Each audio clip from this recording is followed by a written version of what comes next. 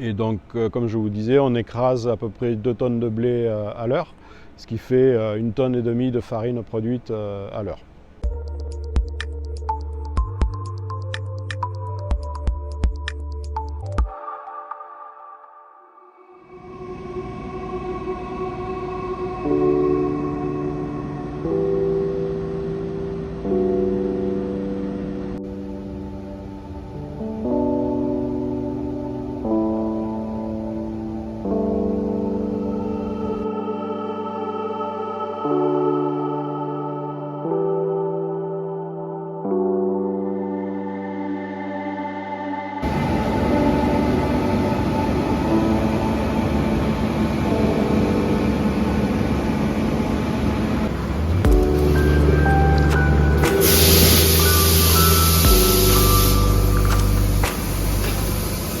Alors moi je suis Thierry Vienna, responsable de production au moulin d'eau du Berne.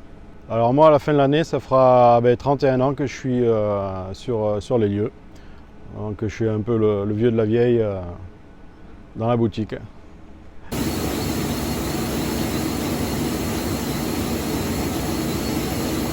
Alors Moulin du Berne il appartient à la même famille depuis 1904. Donc cinquième génération.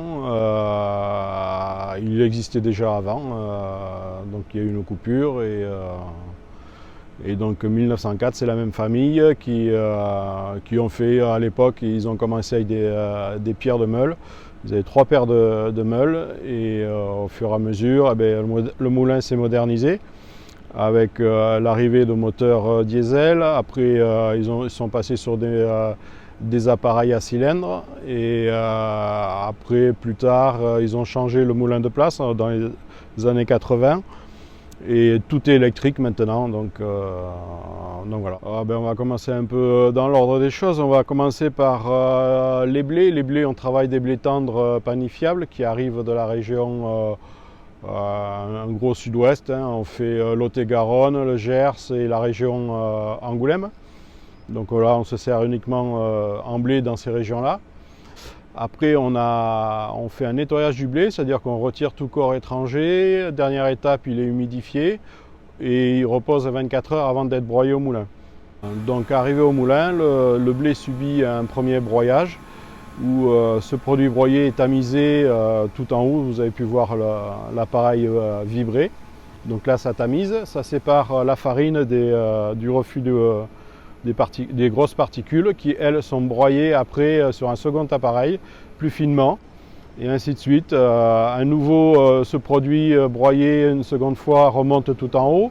On a à nouveau un tamisage, à nouveau de la farine, à nouveau un refus, et ce refus repart donc au tamisage. Et à nouveau, donc, on récupère de la farine, on récupère le refus, il va être broyé une troisième fois, et ainsi de suite. Donc ça fait tout un cycle comme ça, avec à peu près 12 à 14 broyages sur le cycle. Donc le cycle prend à peu près un quart d'heure. Et donc, comme je vous disais, on écrase à peu près 2 tonnes de blé à l'heure, ce qui fait 1,5 tonne de farine produite à l'heure.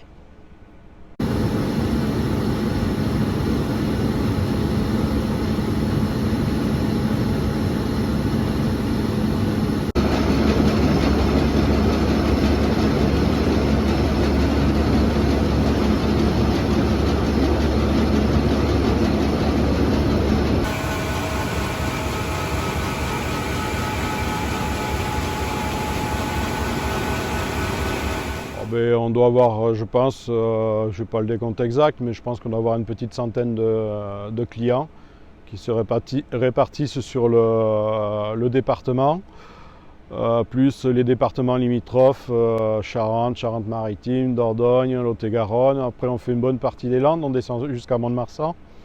Et après, on revient sur toute la côte landaise, plus le Pays Basque, jusqu'à la frontière espagnole. Non, il y a encore les grands moulins de Paris qui sont à Bordeaux. Et il y a un petit moulin là qui a été repris, qui commence un peu à décoller du côté de la Ruscade. Donc on est, grosso modo, on est plus de 3 sur le département, quoi. Et qu'est-ce qui explique que vous êtes encore là? Après, c'est de l'investissement qui se fait au fil des années.